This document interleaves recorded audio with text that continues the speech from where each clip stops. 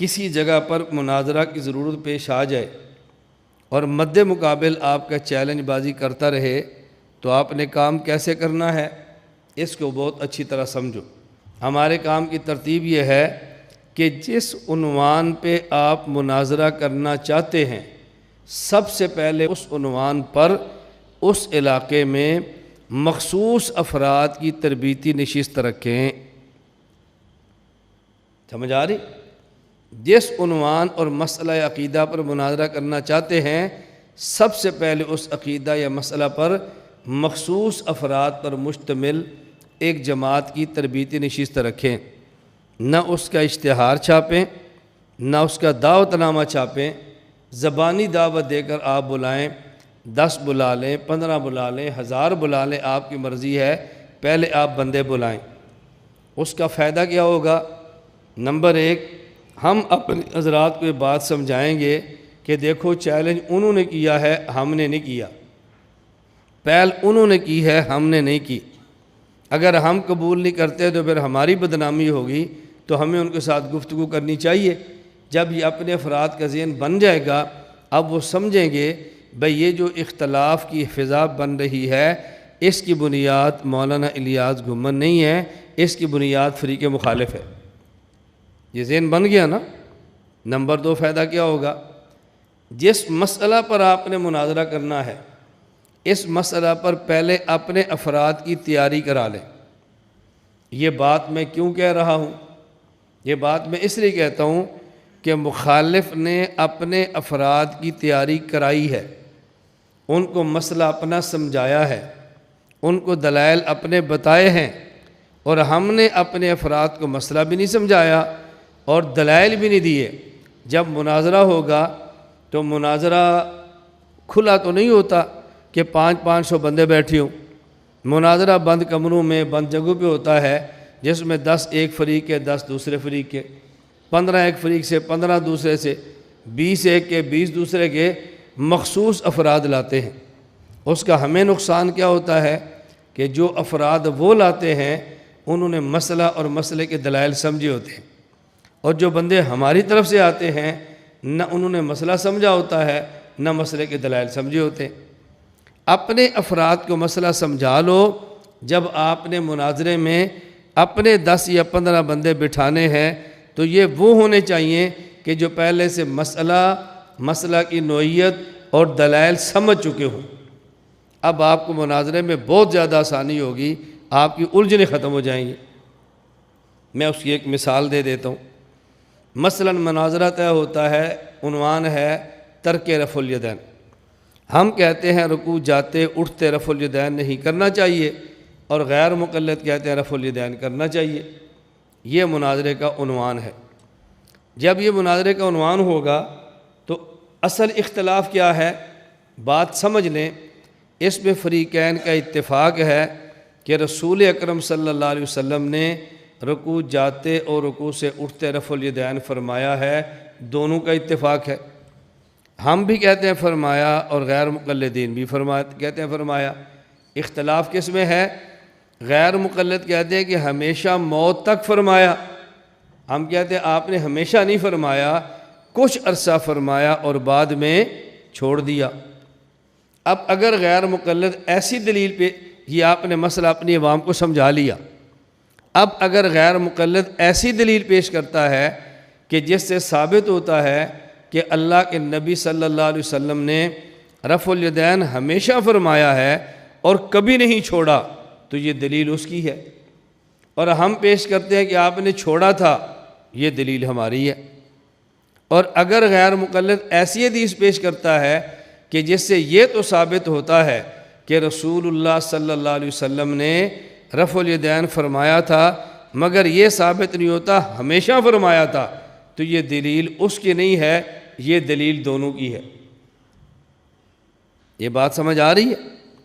اگر ایسی دلیل پیش کرے کہ جیسے ثابت ہو کہ آپ نے رفع الیدین فرمایا لیکن یہ ثابت نہ ہو کہ ہمیشہ فرمایا، تو یہ دلیل ان کی بھی ہے، ہماری بھی ہے۔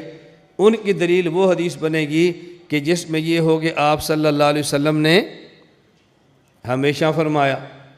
یہ بات آپ نے سمجھا لی۔ اب آپ اپنے مخصوص افراد کو تربیتی نشست میں سمجھاتے ہیں کہ دیکھو صحیح بخاری میں 5 روایات موجود ہیں کہ نبی کریم صلی اللہ علیہ وسلم نے رکوع جاتے اور رکوع سے اٹھتے رفع الیدین فرمایا، لیکن اس میں یہ نہیں ہے کہ ہمیشہ فرمایا۔ اس لیے بیٹا یہ ہماری بھی دلیل ہے، یہ ان کی بھی دلیل ہے، یہ غیر مقلد کی دلیل نہیں ہے۔ یہ آپ نے سمجھا لیا۔ اب فائدہ کیا ہوگا؟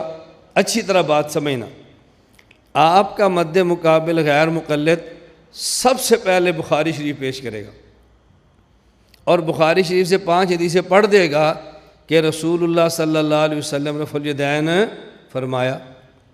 اگر آپ نے تربیتی نشست نہیں کی، اگر آپ نے پہلے سے مسئلہ نہیں سمجھایا تو وہ بخاری پڑھے گا کہ آپ نے فرمایا، آپ ترمذی پڑھو گے کہ چھوڑ دیا، آپ نسائی پیش کرو گے کہ چھوڑ دیا، اخبار الفقہاء پیش کرو گے چھوڑ دیا، طحاوی پیش کرو گے کہ چھوڑ دیا، آپ روایتیں پیش کر رہے ہیں۔ اب آپ کا اپنا بندہ اس کا یہ ذہن بنے گا کہ ہمارے مناظر نے رفع الیدین نہ کرنے کی حدیثیں پیش کی ہیں، لیکن یہ تمہیں ماننا پڑے گا کہ غیر مقلد نے بخاری پیش کی ہے اور ہمارے مولانا کے پاس بخاری نہیں ہے، اور ہم نے اپنے مدرسے کے ہر سالانہ جلسے پر یہ ذہن دیا ہوا ہے کہ قرآن کریم کے بعد سب سے پہلا نمبر صحیح بخاری کا ہے۔ یہ ہم نے سمجھایا ہوا ہے، یہ ہم نے رٹایا ہوا ہے۔ اب ہمارے بندے کہیں گے یار ہمارے مناظر نے دلائل تو دیے ہیں لیکن بخاری پیش نہیں کی، بخاری انہوں نے پیش کی ہے۔ اب مناظرہ بھی ہو رہا ہے اور اپنے بندوں کا ذہن بھی نہیں صاف ہو رہا، لیکن جب آپ نے تربیتی نشست میں بات سمجھا دی ہے کہ غیر مقلد ایسی حدیث پیش کرے گا کہ جس میں یہ ہو کہ اللہ کے نبی صلی اللہ علیہ وسلم نے ہمیشہ فرمایا، دلیل تب بنے گی۔ صحیح بخاری میں یہ تو ہے کہ آپ نے رفع الیدین رکوع جاتے فرمایا، لیکن یہ نہیں ہے کہ ہمیشہ فرمایا۔ یہ آپ نے بات سمجھا لی، نشست ہو گئی۔ اب جب غیر مقلد اٹھے گا نا اور صحیح بخاری کا نام لے گا نا تو آپ کے جو بندے بیٹھے ہیں وہ بیٹھ کے ہنسنا شروع کر دیں گے۔ غیر مقلد دلیلیں پڑھ رہا ہوگا تو آپ کے 10-15 باندھی پریشان ہو گئی یا مسکرائیں گے؟ مسکرائیں گے۔ کیوں؟ وہ سمجھتے ہیں دلیل ٹھیک نہیں دے رہا۔ اب جب وہ دلیل لے کر بیٹھے گا نا تو ہمارے بندے کہیں گے مولانا صاحب اپنے دعوے پر دلیل پیش کرو، تمہارا دعویٰ ہے کہ حضور پاک نے ہمیشہ پیش کیا، ان بخاری کی 5 روایتوں میں کہیں بھی نہیں ہے ہمیشہ پیش کیا، اس میں کہ حضور پاک نے کیا وہ تو ہم پہلے سے مانتے ہیں، اپنے دعوے پر دلیل پیش کرو۔ اب بتاؤ آپ کے بندے آپ کے ساتھ چلیں گے یا نہیں چلیں گے؟ یہ کب چلیں گے؟ جب پہلے تربیتی نشست رکھ لو۔ میں کہتا ہوں مناظرے سے پہلے تربیتی نشست رکھو۔ نہیں جی نہیں، مناظرے کی تاریخ دو۔ میں نے کہا میں ہر بدنامی مول لے سکتا ہوں، اپنی پالیسی نہیں بدل سکتا۔ پھر شہرت کیا ہوتی ہے؟ مولانا لیاز گمن مناظرہ کرتے نہیں ہیں، یہ تو دوڑ جاتے ہیں، ہم نے تاریخ رکھی تو آتے ہی نہیں ہیں۔ میں نے کہا تم لاکھ مرتبہ بدنام کرو، میں تمہاری قیادت کر رہا ہوں، تمہارا ورکر نہیں ہوں۔ میری بات سمجھ رہے؟ ایک مسجد میں امام ہے اور ایک مقتدی ہے، تو مقتدی امام کے پیچھے چلتا ہے یا امام مقتدی کے پیچھے چلتا ہے؟ جماعتوں اداروں میں تباہی تب آتی ہے جب ورکر قیادت کو مجبور کرتا ہے تم ہماری بات مانو۔ ہماری پالیسی یہ نہیں ہے بھائی۔ تو جس مسئلے پر مناظرہ کرنا ہو سب سے پہلے تربیتی نشست کراؤ۔ لوگ نہیں مانتے، ہم نہیں جاتے، کراؤ تربیتی نشست، پھر مناظرہ کریں۔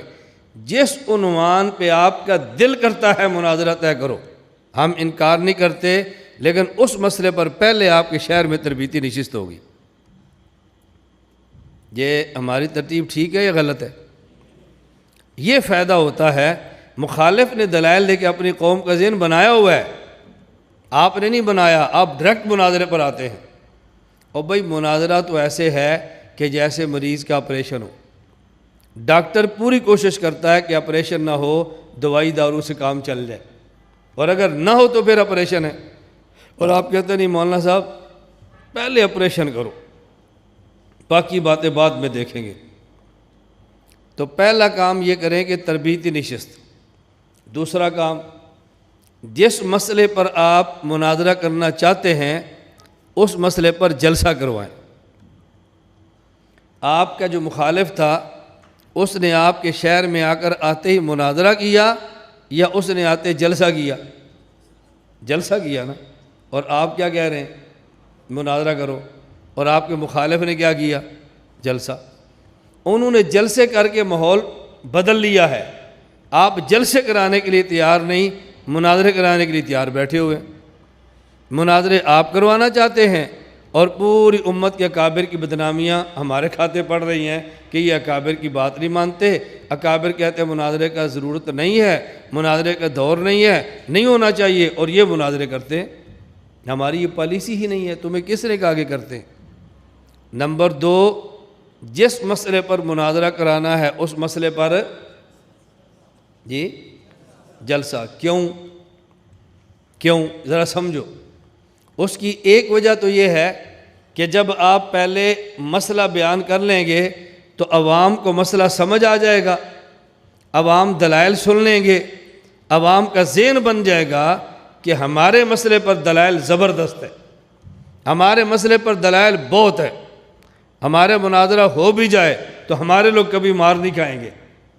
آپ کہتے ہیں نہیں ان کا تو جلسہ سنا ہے، ہم جلسہ نہیں سنائیں گے، ہم شروع مناظرے سے کریں گے۔ تو سب سے پہلے تربیتی نشست اور اس کے بعد مناظرہ، اس کے بعد جلسہ۔ اس مسئلہ پر جلسے کا فائدہ کیا ہوگا؟ عوام کا ذہن بن جائے گا کہ ہمارے مسئلے پر دلائل موجود ہیں۔ دوسرا فائدہ کیا ہوگا؟ یہ بڑا تکنیکی فائدہ ہے۔ دوسرا فائدہ یہ ہوگا، اگر آپ کے مخالف نے اپنا تگڑا سا خطیب بلایا، جو شیلا، حوالے دینے والا، گرجنے اور برسنے والا، مثال کے طور پہ اس کے بعد آپ مناظرے میں نام رکھتے ہیں میرا، اور آپ کے شہر کی عوام نے میرا بیان سنا ہوا نہیں ہے، آپ کے عوام کے شہر مجھے جانتی ہی نہیں ہے، انہوں نے ہمارا گرجنا اور برسنا دیکھا ہی نہیں ہے، مخالف کا دیکھ لیا ہے۔ اچھا، لوگ آپ سے پوچھیں گے مولانا صاحب مناظرے کے لیے ہماری طرف سے کون آئے گا؟ آپ کہتے ہیں مولانا محمد الیاس گھومن۔ لوگ کہیں گے یار خیال کرنا ان کا بندہ بہت تگڑا تھا، یار خیال کرنا ان کے مولوی کا حافظہ بڑا تیز تھا، مولوی صاحب کو بندہ زبردست لانا، کوئی بندہ مضبوط لانا، مروا نہ دینا۔ کیوں؟ ان لوگوں نے ہمیں سنا نہیں تھا نا۔ اب دیکھو مخالف کا ذہن میں روب پڑا ہوا ہے، ادھر دیکھو مخالف کا ذہن میں روب پڑا ہوا ہے نا۔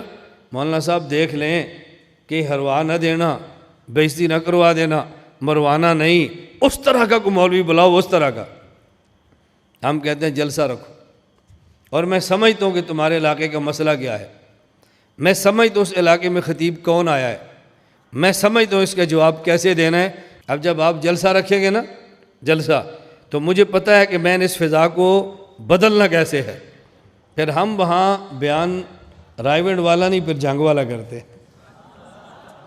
ہم پھر بیان کا سٹائل بدل دیتے ہیں، پھر ہم گرجتے ہیں، برستے ہیں، پھر نعرے، پھر تکبیر، پھر اٹھاؤ، پھر چڑھاؤ، پھر عوام کا مرال بلند ہوتا ہے۔ اب جب آپ کہو گے نا جی مناظرے میں مولانا صاحب کون، تو لوگ خود کہیں گے مولانا گھمر صاحب کو بلاؤ۔ مناظرے میں کس کو بلائیں؟ مولانا گھمر صاحب کو بلاؤ۔ کیوں؟ آپ نے سنا لی ہے نا۔ اب عوام کا مرال بدل گیا، لوگ آپ سے پوچھے کس کو بلا رہے ہو، تمہارا کیا خیال ہے؟ یار مولانا گھمر صاحب کو بلاؤ۔ اور اگر آپ رائے نہ لو، ویسے پوچھو مولانا گھمر صاحب بلا رہے ہیں، انہیں کہنا بلاؤ۔ اب جب ہم نے آپ کے علاقے میں جانا ہے تو لوگوں نے کہنا ہے آیا۔ کیوں؟ سنا ہوا۔ تو ہم کہتے ہیں جس مسئلے پر مناظرہ کرنا ہے پہلے تربیتی نشست ہو اور اس کے بعد جلسہ ہو، اس کے بعد مناظرہ ہو۔ میں قسم تو نہیں اٹھاتا لیکن میں دعوے کے ساتھ کہتا ہوں اگر آپ اپنے علاقوں میں تربیتی نشستیں اور اس کے بعد جلسہ کروا دیں، مناظرے کی نوبت آئے گی نہیں، آپ اس پورے علاقے میں فاتح بن کے پھریں گے۔ اب جن کو پوری ترتیب کا نہیں پتہ، مولانا عمر صاحب مناظرہ نہیں کرتے، مولانا صاحب دوڑ جاتے ہیں، تم نے کتنے مناظرے کیے ہیں؟ میں نے کہا میں نے ایک بھی نہیں کیا۔ کیوں؟ ہماری پالیسی ہے، اس کے مطابق کرو گے تو کروائیں گے، نہیں چلو گے تو نہیں کرائیں گے۔ کیوں؟ ہمارا ایک دو دن کا کام نہیں ہے، ہمارا ایک دو سال کا کام نہیں ہے، یہ لانگ ٹرم، لمبا پیریڈ ہے، موت تک کا کام ہے، اور موت کے بعد اگلی نسلوں کو ہم نے کام دے کر جانا ہے۔ اس لیے اس کے لیے جذباتی کام نہیں چاہیے، اس پر جسم جوان ہونا چاہیے، اور اوپر جو سر ہے نا یہ بوڑھا ہونا چاہیے۔ دماغ جوانوں کا گرم ہونا یہ کام نہیں ہوتا، جسم پھرتیلا ہو، مضبوط ہو اور کام کرتا ہو، اور اوپر جو دماغ ہے نا وہ سوچنے والا دماغ ہو، جذباتی فیصلے کرنے والا نہ ہو۔